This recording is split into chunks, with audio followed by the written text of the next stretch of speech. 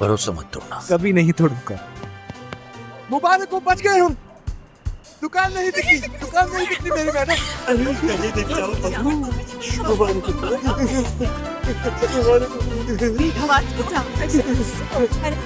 हाँ, कहीं नहीं जा रहे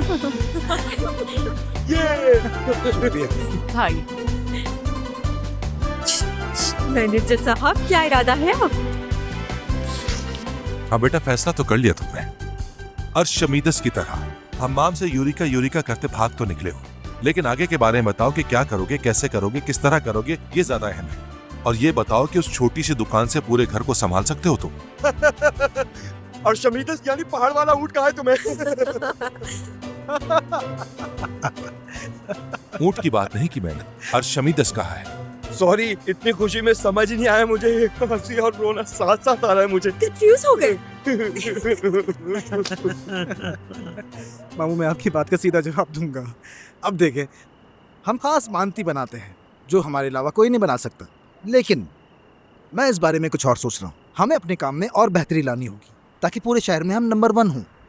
मैं ऐसे समझाता हूँ, मिसाल के तौर पर अम्मी के इलाके की मानती हम अपने मेन्यू में शामिल कर सकते हैं। सीरियस बात कर रहा हूँ, मजाक नहीं। हाँ, हम भी सीरियस है। मतलब अम्मा के खानदान वाली मानती असल में मानती होती ही नहीं। वो नहीं रख सकते दुकान पे, उसको भूल जाओ, छोड़ो। क्या मतलब? शायद इन्हें पता नहीं है, सिनोप के मानती ही असल मानती होते हैं, असल मानती। ये क्या किया भाई आपने? जंगी अजीम शुरू करवा दी। गलती से हो गई। पर यहाँ देखो, मैं जानता नहीं तुम्हारे नजदीक मानती क्या है, मैं उसमें पढ़ना नहीं चाहता, लेकिन जंगलों में बसने वाले गोश्त को थैलियों में लपेट के मानती का बेड़ा गर्क करके मानती बनाने वालों को मैं नहीं मानता। मुझे तो सोच कर भी गुस्सा आता है, बल्कि ऐसी चीज तो लायक ही नहीं है मानती खिलाने के।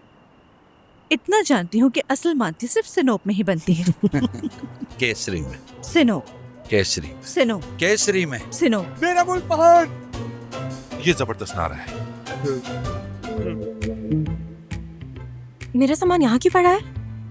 यास्मीन डियर, हमने सिर्फ आहू के लिए तुम्हें यहाँ कुछ दिन रखा था, लेकिन अब बस, अब मजीद तुम्हें यहाँ हम नहीं रहने दे सकते। यार दोस्तों, मैं जानती हूँ कि मैं 1 हफ्ते के लिए आई थी और काफी टाइम रुक गई, लेकिन तुम लोग बाबा की कंडीशन तो जानते हो ना।